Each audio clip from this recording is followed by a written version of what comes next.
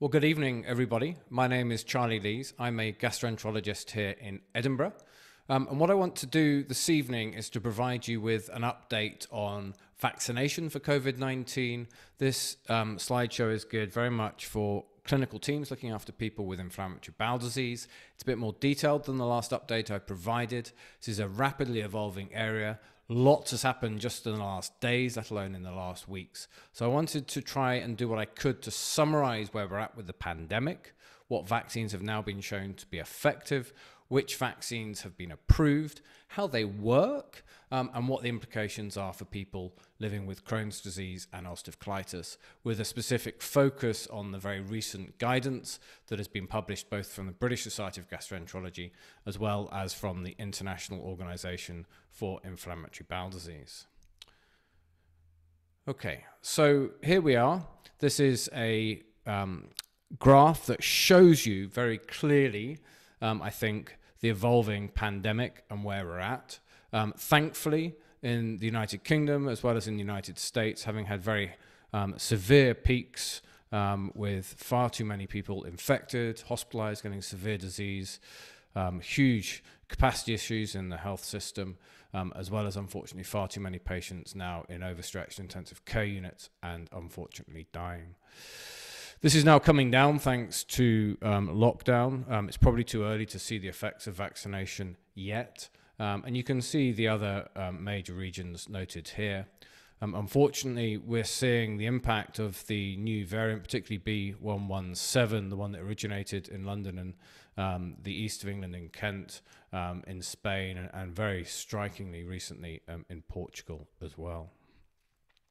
Okay, let's get to vaccination. I've updated this today from the World Health Organization's draft landscape of COVID-19 candidate vaccines. You can go to the URL down here and download a very detailed spreadsheet. And going through that, what you can now see is there are 63 candidate vaccines in clinical development. You can see the various stages here, and a staggering 174 candidate vaccines in preclinical development. These are the 5 key vaccines, and I'm just going to walk you through those shortly. So these are included in the 16 vaccines that have now been in phase 3 testing or are completing phase 3 testing in the case of these. And these are the Oxford AstraZeneca vaccine and the Janssen Pharmaceutical Company's vaccine, which are both vector vaccines with non-replicating viral vectors. I'll come to the mechanisms shortly. 2 doses for the Oxford one, this new Janssen vaccine that's only a 1 dose. We've got at the bottom here the Moderna and the Beyondtech Pfizer vaccines, which are mRNA vaccines, both requiring 2 doses for maximum effectiveness. And then most recently, this Novavax vaccine, which is actually a protein subunit of the spike protein, and I'll show you a slide to the mechanism of that shortly. So we now have 3 vaccines approved by MHRA in the UK, 3 vaccines approved with Oxford AstraZeneca just yesterday in the European Medicines Agency, and the 2 mRNA vaccines approved by the FDA.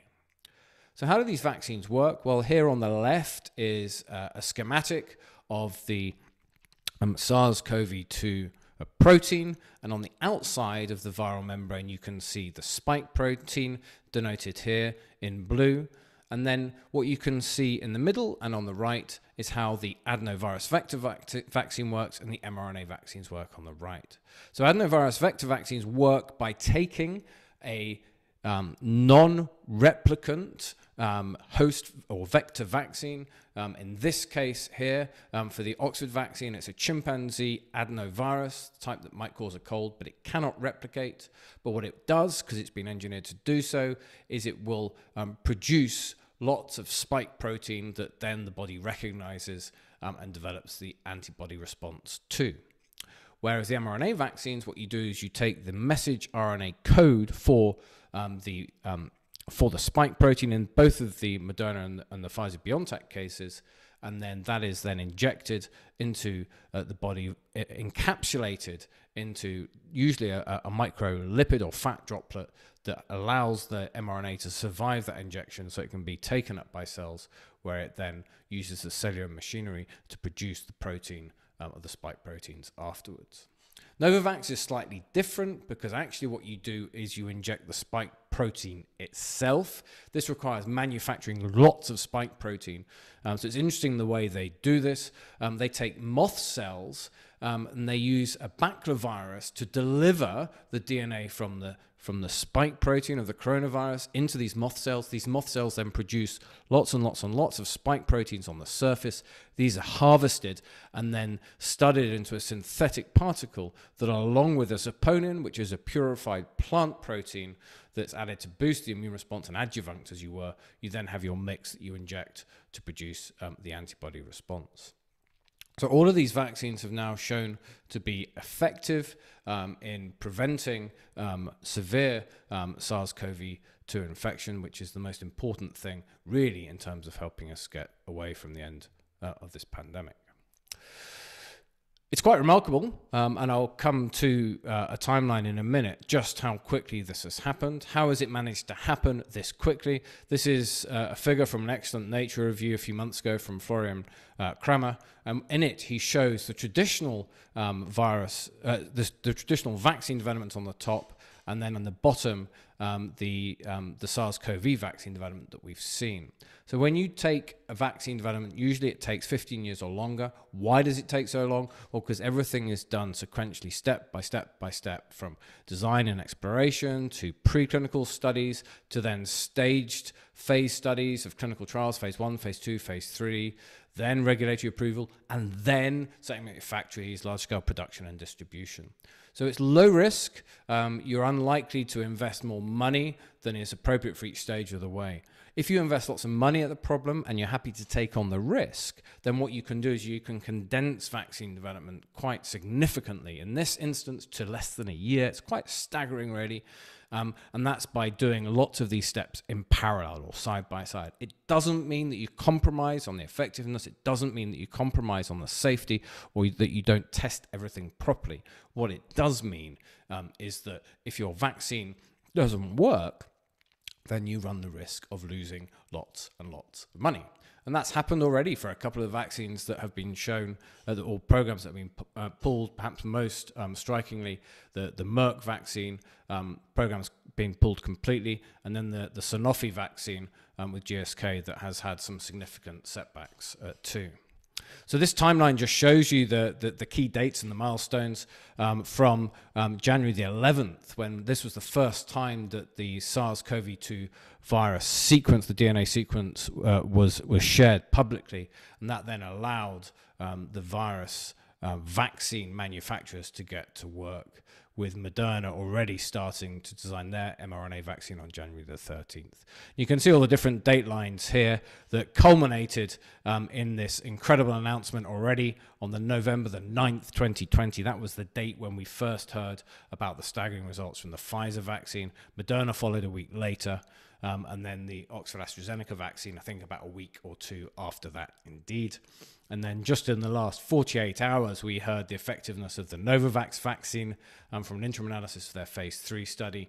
And yesterday, then, the results from the Janssen phase 3 studies of their adenovirus vector with just one dosing regime. So extraordinary. This will go down as one of the greatest scientific achievements in ever, really, I think, and it is great that we have this to come to at the end of what's been a torrid year. Okay, so let's just go through some of the data. I'm not going to go through this in any great detail. I just want to show you a few highlights, starting with the Pfizer Beyondtech mRNA vaccine.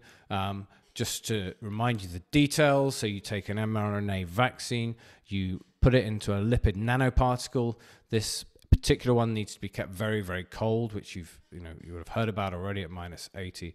The mRNA encodes the entire spike protein, 2 doses of 30 micrograms each, been shown to be very well tolerated and very immunogenic. So meeting all the study endpoints, and you can see here, I think very clearly, COVID infection in those people given placebo, a significant number versus just 8 given the vaccine, and serious COVID infection, just one case indeed in those given the vaccine. And here's the famous, really famous now, sort of Kaplan-Meier survival curves showing both mRNA vaccines side by side. Extraordinary how similar the effects are here. Pfizer Beyondtech on the left, Moderna on the right. On the red line, you can see the patients that got, or the participants, sorry, that got placebo. And you can see the instance of COVID-19 disease occurring in both. And then already after the first dose, and even more so after the second dose, this incredible separation of these two lines demonstrated the effectiveness. And here you can see similar graphs for the ChAdOx COVID-19 vaccine from Oxford and AstraZeneca, showing here the primary efficacy analysis for the combined group with the two different dosing regimes. With this was the meningitis vector given as a placebo, and the ChAdOx, the actual vaccine, showing protection against active COVID-19 disease. So then the challenge is vaccinating the world, and this is a big challenge, and it's become an extraordinary spectacle in many ways, fascinating to follow. And I'm not going to go into the geopolitics of this. Suffice to say, I've been following them closely. This is cumulative COVID-19 vaccinations administered per 100 people, so this takes into account country size. As we know, Israel's been miles out ahead. They negotiated a deal with Pfizer that they would get early access, but they would provide data on the effectiveness, which they've been doing. And the data there, I think, that's coming out already quite quickly shows very, very good effectiveness of the vaccine, even already after one dose. United Emirates and Bahrain are interesting. They come out very, very high. In both those instances, they've been allowing all adults to come forward and get vaccinated at the same time without prioritizing. Then you can see the US and the UK and a few other highlighted countries there. You can separate this out slightly different way. This shows this in a bar chart with Israel, United Emirates, UK.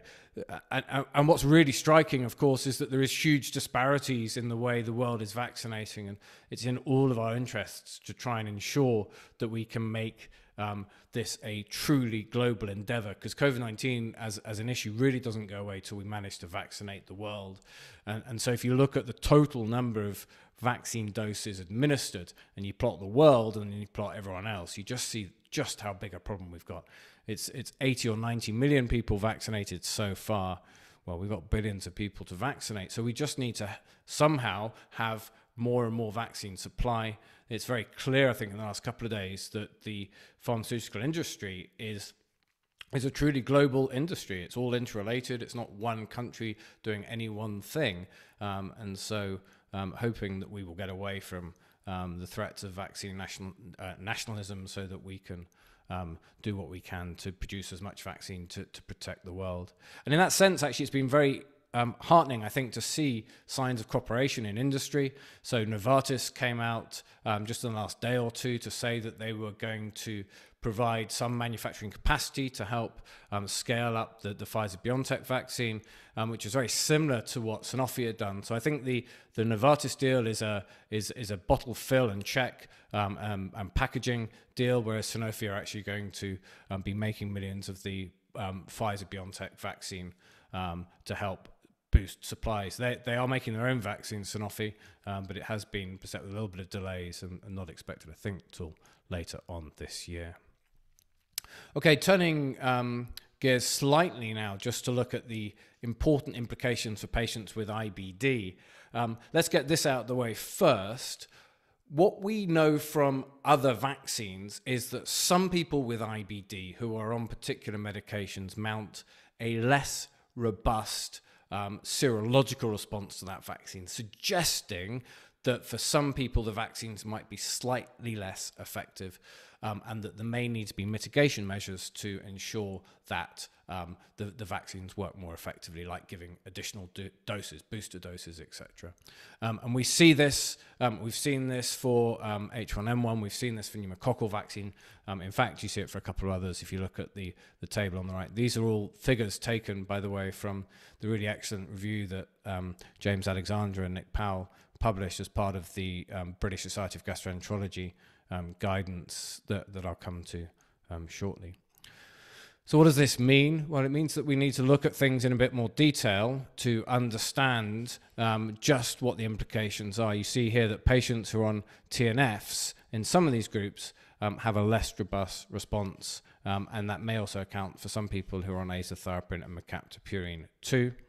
We're not overly worried about this. We strongly recommend SARS-CoV vaccination for all patients with inflammatory bowel disease, regardless of medications. These are the statements from the British Society of Gastroenterology. We anticipate the risks to be very low and not to be increased in people with IBD versus people without. In people taking immunosuppressive drugs, this is the point here. The key concern is that the vaccine response may be suboptimal, and we may need to have mitigation measures. But all of this just means that patients should just go ahead and get vaccinated at the earliest possible opportunity, with whatever vaccine they are offered. So that's the very clear advice from the British Society of Gastroenterology, now published in full open access on Lancet Gastrohepatology website. And then here in Gut, that was published about a week or two ago, is the International Organization for IBD's guidance, showing very, very similar consistent messages. Both have a great amount of great detail in there if you want to go and read. Both are open access. Here's the IOIBD guidance. Patients with IBD should be vaccinated against SARS-CoV-2. The best time to administer a vaccine is at the earliest opportunity to do so. So don't hang around, don't wait, don't stop medicines to try and get a better response, because then there's a risk of flaring. Just go ahead and tell patients to get vaccinated at the earliest possible opportunity. It can be the same day as they get their biologics if that's what's happening. You don't need to delay, you don't need to stop things. Just please encourage people to go at the earliest possible opportunity. And we will come back with data soon to help fill in any missing gaps, but that doesn't mean that people should stop or delay at all. There is lots of great information for us all, as well as for patients in particular, on the Crohn's and Colitis UK website. So in addition to those two guidances that I've just told you about, I strongly recommend going and checking that out. The URL's on the bottom of the screen here. A final point is about the research effort that is ongoing. The COVID-19 pandemic has had a really detrimental impact on IBD research as a whole, both in terms of commercial and non-commercial or academic studies. Noor with Tim Raine in Cambridge put together this very neat summary based on a survey of clinical teams across the UK in the middle of last year, published in JCC. So unfortunately, lots of studies have halted or been paused, but they are thankfully getting back up and going again.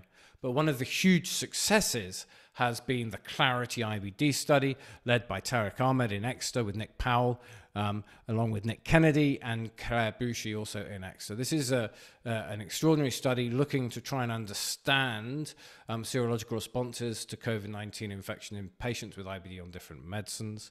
It's been a huge effort. The team have recruited over 7,000 patients across 92 adult and pediatric sites across the UK. They did this in about 12 weeks, absolutely staggering. Seb Saji and his team in Hull were absolutely incredible. They recruited over 330 patients. Peter Irving and team at Guy's, 287. Delighted that we in Edinburgh at the Western General, thanks to Kate Covell and Ron Darricks, recruited a staggering 245 patients too. Really, really extraordinary and huge amount of data that we're going to get. This is data, these are slides taken from the clarityibd.org website that Nick Kennedy put together. 4,868 patients on infliximab. So we're studying these in particular to look at the serological responses with a control arm of vedolizumab patients, all attending for infusions, mostly at an 8-weekly interval during the course of the pandemic. And again, from the website here, you can see at the baseline of the study the seroprevalence of COVID antibodies to SARS-CoV-2, really as you would expect. It's not really any different from what we've seen across the general population, with hotspots in London, the Midlands, and the north of England. So that's it. It just serves to remind us all that the collateral damage from COVID-19 from the pandemic continues to play out. I think we all feel that in different ways: the impacts on research, the impacts on our patients, the impacts on ourselves, the impacts on society, our families and all the rest of it. And therefore, just to remind us all that we need to do everything we can to keep an eye out for ourselves, the mental being of our families, but also of our colleagues and our patients indeed, and not to struggle in silence. And if anyone is, to call someone and talk. My DMs are always open. So that's it for today. I'll come back very shortly with a much more detailed update of the different bits as we get there. I'm also going to put together a couple of much shorter, snappier pieces to try and specifically enable patients to understand what's going on. So with that, I'll say thank you very much. Enjoy the rest of your weekend, and I'll come back with more in soon. Okay, take care, look after yourselves, stay positive. Bye.